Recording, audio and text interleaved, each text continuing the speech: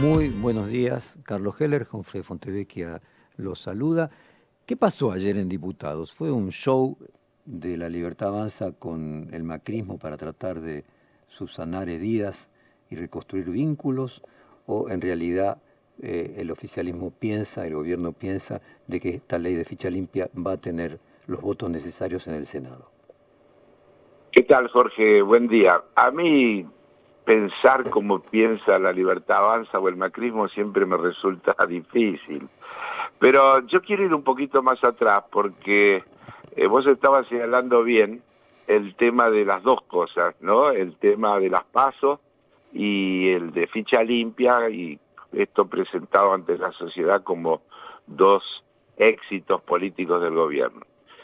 Respecto de las PASO, yo quiero decir que el gobierno, para lograr la media sanción que logró, prácticamente cambió el proyecto original por un proyectito de mínima, porque el proyecto que presentó el Poder Ejecutivo, y que es el que tenía que tratarse en extraordinaria, era un proyecto de 60 y pico de artículos, donde yo te diría que la suspensión o la eliminación de las PASO era un aspecto, pero el grueso del articulado estaba referido al tema del financiamiento de la política y no solo al retiro del Estado de su responsabilidad del financiamiento de la política, sino a retirar todo tipo de límite al financiamiento privado de la política, lo que tiene una gravedad notable. Yo diría que se podría hacer una comparación con lo que hace el Estado respecto de los medios de comunicación, cuando por un lado dice que se retira, y con eso elude todas las responsabilidades que las leyes establecen respecto del financiamiento de los medios de comunicación, y luego a través de sus propias empresas, en las que es socio mayoritario, tiene el control, etcétera, como YPF, por ejemplo, canaliza los apoyos hacia donde quiere apoyarlos y deja sin apoyos a los que quiere castigar. Bueno, en el tema de las PASO, el gobierno resignó todo eso porque no pudo construir una mayoría y se dio por satisfecho con un proyecto que tuvo media sanción, que tiene 4 artículos. Uno solo dice suspéndese por el 2025 la revisión de las PASO, y los otros son de forma. Digo esto porque no se ha dicho casi, y es absolutamente distinto de lo que el Ejecutivo pretendía. Con el tema de ficha limpia, quiero decir también varias cosas. La primera que quiero decir es que no es cierto que nosotros nos oponemos a que haya una ley de ficha limpia. Lo que está en discusión son dos cosas que diferencian nuestro proyecto del proyecto que se aprobó.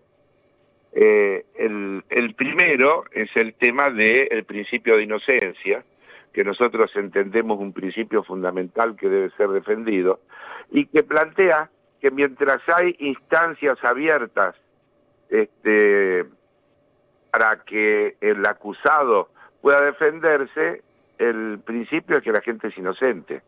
La culpabilidad es efectiva cuando alguien ya no tiene cómo apelar. Eso tiene instancias justamente para proteger ese principio de inocencia. Aquí se lo está vulnerando cuando se elimina la vigencia de la instancia de recurrir ante la Corte Suprema. Y la segunda cuestión es que nuestro proyecto era mucho más abarcativo. Nosotros planteamos incluir todos los delitos para inhabilitar la posibilidad de acceder a cargos electivos. Y además planteamos no solo cargos electivos, sino también cargos ejecutivos. Porque ¿por qué solo cargos electivos y no también integrantes de los órganos ejecutivos o del Poder Judicial?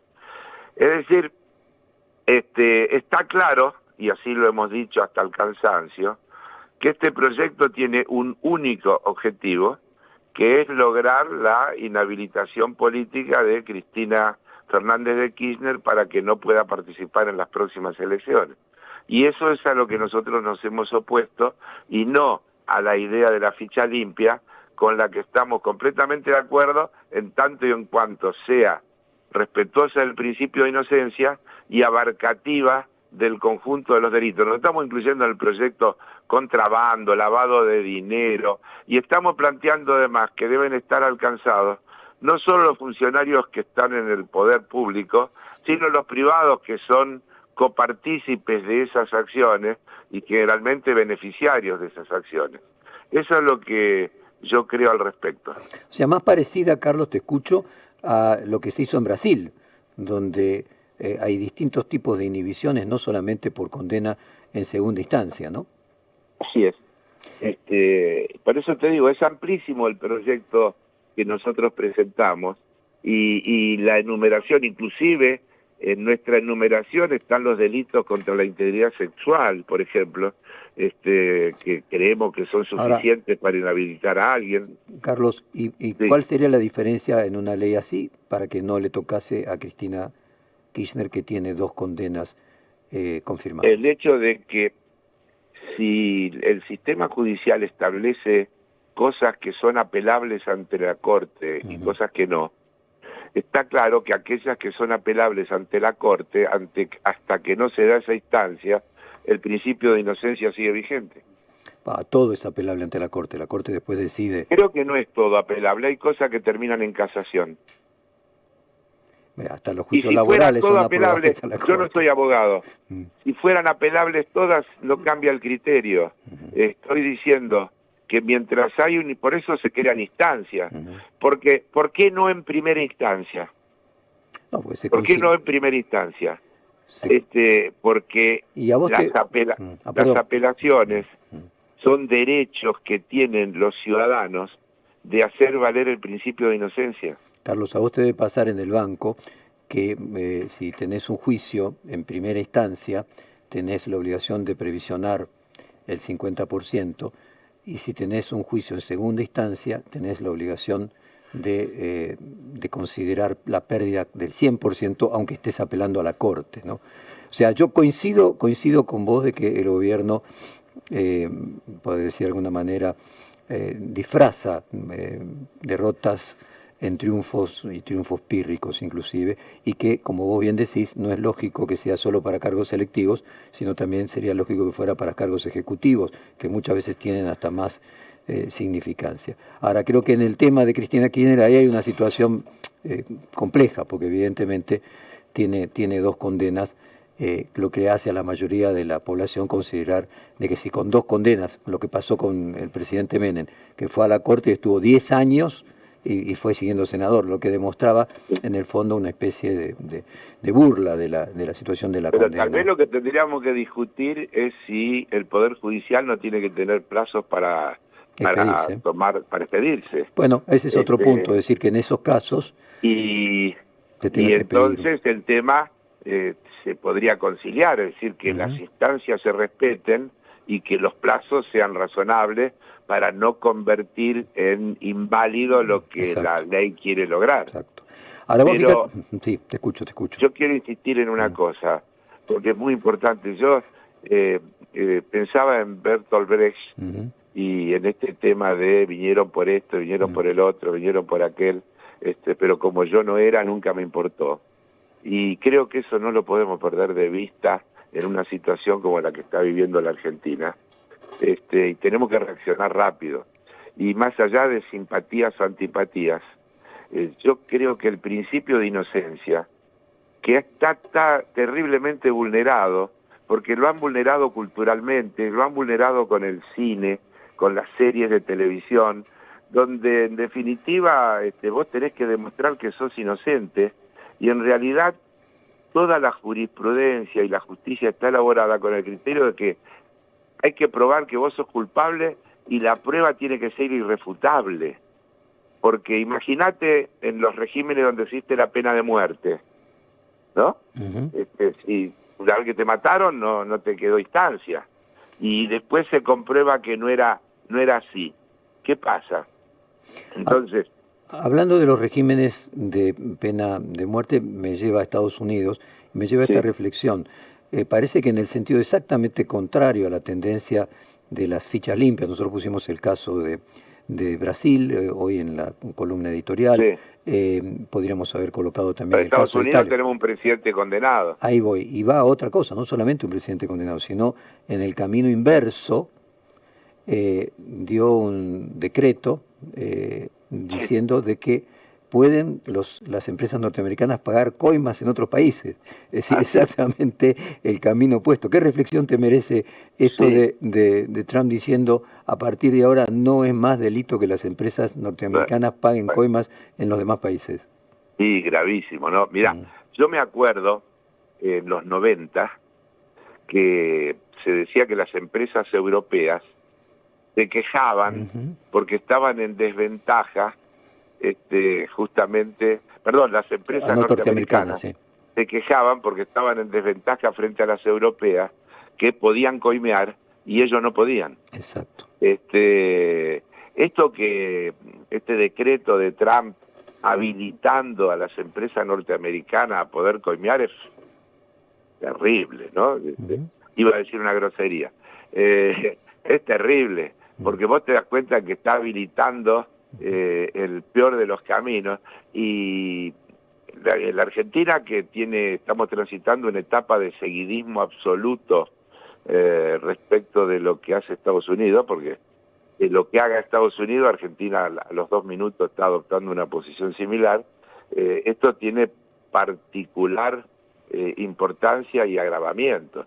Y con todas las cosas que hemos tenido aquí de corrupción, de los grandes grupos económicos y todo lo demás, que se habilite a las empresas norteamericanas a que puedan coimear, además de éticamente censurable, yo diría que para nuestro país es una preocupación adicional que no podemos soslayar. Sí, y también es un Eh, problema estético, no solamente ético, ¿no? Porque además a decirlo de esa manera lo que sí, se orienta es háganlo. bueno, pero la estética no Se es, está diciendo algo más que simplemente liberar de pena a los ejecutivos de las pero la empresas. estética no es algo que le preocupe mucho al presidente de Estados Unidos, ¿no? Exactamente. Carlos, Pareciera por todos los actos continuos que lleva adelante para un lado, para el otro. Pero a mí desde la Argentina me preocupa, insisto, el seguimiento casi sin detalle que se hace desde el gobierno argentino, ¿no? déjame quiero aprovecharte para hacerte una pregunta de economía. Estábamos Dale. en la columna de apertura de hoy marcando, entre otras cosas, la extraña coincidencia por primera vez con ideologías diferentes de tanto Cavallo como Kicillof respecto del problema que significa el atraso del dólar, el fortalecimiento excesivo de la moneda argentina. ¿Cuál es tu propia opinión respecto de la situación cambiaria y si es peligrosa a tu juicio también el retraso del dólar como precio del fortalecimiento excesivo del peso argentino? Sí, yo no creo que no hay duda de que es peligroso y diría, mirá, todas las experiencias anteriores, fíjate cómo terminaron, porque la convertibilidad de Cavallo también generó un enorme atraso cambiario que cuando explotó, acordate de lo que sucedió. La diferencia es que aquel atraso cambiario fue ficticiamente sostenido con la venta permanente de las empresas públicas, con lo que ingresaban las divisas con las que podían mantener esa paridad artificial. Pero, y si querés ir más atrás, acordate de la tablita de Martínez de Oz, que es muy parecida a esta. Ahora también tenemos una tablita y además está tan evidente. El otro día el ministro de Economía le dijo a los exportadores que les convenía hacer carry trade, es decir, que con el 1% de evaluación y el 2 y pico por ciento de tasa de interés, estaba claro que les convenía liquidar las exportaciones rápido, ingresar las divisas, cambiarlas a pesos y hacer ganancias en el sistema Financieras. financiero. Ahora, Jorge, ¿quién paga esa diferencia? se está acumulando, es una bomba de tiempo todo eso. Por eso es gravísimo y por eso Cavallo, que propició una política similar, alerta de los peligros. Kicillof obviamente los ve también, y creo que la inmensa mayoría de los sectores con algún criterio independiente están diciendo esto es peligrosísimo e indefectiblemente en algún momento genera una crisis. Entonces, lo que se está discutiendo más es si eso va a pasar antes o después de las elecciones. ¿El cuándo? El cuándo, pero que esto en algún momento se sincera, no hay duda. Y quiero advertir que cuando pasó con Macri, significó el encadenamiento de todo lo que terminó luego en su derrota electoral, porque hasta el momento del endeudamiento con el fondo, el carry trade y el momento en que los operadores de carry trade deciden que es peligroso y se van y comienzan a querer comprar de vuelta dólares para irse, hasta ahí Macri venía con viento a favor. Las encuestas decían que ganaba caminando las elecciones de la renovación de su candidatura presidencial, era casi un trámite. Y a partir de esa situación empiezan a suceder todas las cosas que terminan en que pierden primera vuelta. Digo esto para que la memoria nos ayude a pensar, porque si bien cada situación es un caso, hay ejes comunes que son absolutamente compatibles, cuando sobre todo las políticas, más allá de los estilos, en el fondo son las mismas. O sea, lo que vos decís, Carlos, es que este 2025 se parece a 2017. Yo no podría decir eso, porque yo digo que se están acumulando hechos. Probablemente el gobierno tenga todavía margen. El gobierno está especulando con la posibilidad de obtener recursos del Fondo Monetario. Y acá otra vez una advertencia. ¿Cuándo el país le fue bien cuando tomó deuda con el Fondo Monetario Internacional? Siempre terminó mal. Siempre terminó mal. Nunca esas experiencias han sido positivas para la Argentina. Se ganó tiempo y todas terminaron en explosión. La Argentina no necesita más deuda, necesita desendeudarse. Y otra cosa, que se dice poco y nada. Lo que llaman el cepo, que es la administración de un producto escaso como son las divisas en la Argentina, si se liberara, provocaría una aceleración de esa salida de capitales, entre otras cosas con utilidades diferidas de las multinacionales que no lo han podido hacer, etcétera, etcétera. Y sería un agravante. La Argentina no puede prescindir de la administración de las divisas si no tiene resuelta la situación de los flujos que le permiten asegurar que sus ingresos de divisas son superiores a la salida, porque si no, indefectiblemente también eso termina mal. Nuevamente las paradojas, Carlos Heller coincidiendo con Domingo Cavallo. Carlos, nada mejor entonces que esta canción de Café Tacuba sobre la incertidumbre del futuro. Te agradecemos mucho este tiempo para con nosotros, te despedimos con esta canción y te mandamos un fuerte abrazo. Otro para vos. Acabamos de hablar con el diputado Carlos Heller.